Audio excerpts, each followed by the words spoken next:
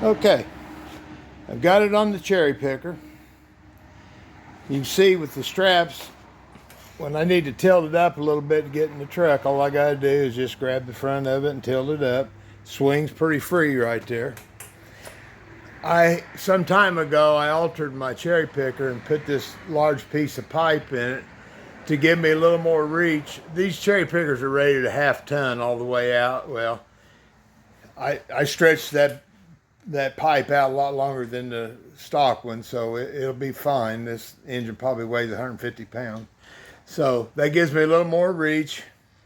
Normally the feet and the legs of these cherry pickers don't match up well with the underneath part of the truck, the tires, the brakes, the shocks, and all that.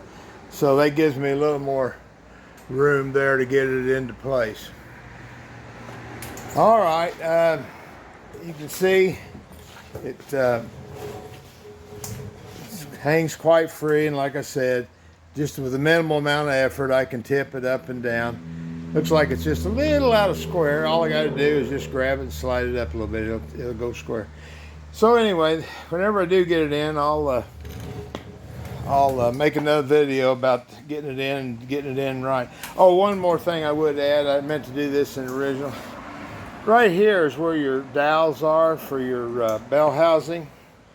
The dowels are actually in the transmission part of the bell housing.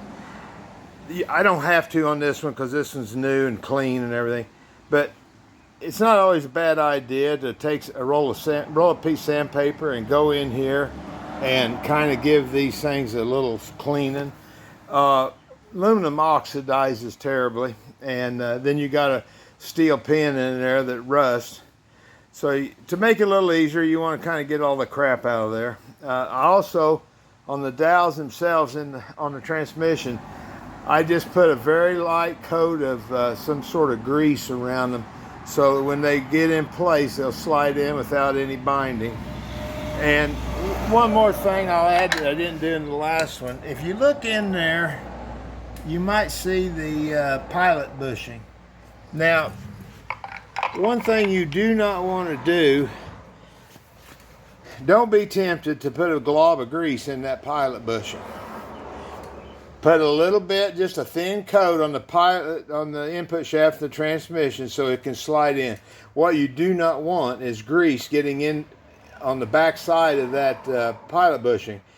The input shaft is not going to want to go in there very well if it's a good tight fit. So you may have trouble getting the thing to all go in place if you put a big glob of grease in there. All you need is just a skim coat, a very, very thin coat. And all that's really doing is allowing it to get in there, slide in with a little bit of ease while you bolt everything up. So don't put any grease in that pilot bushing. All right, till next time.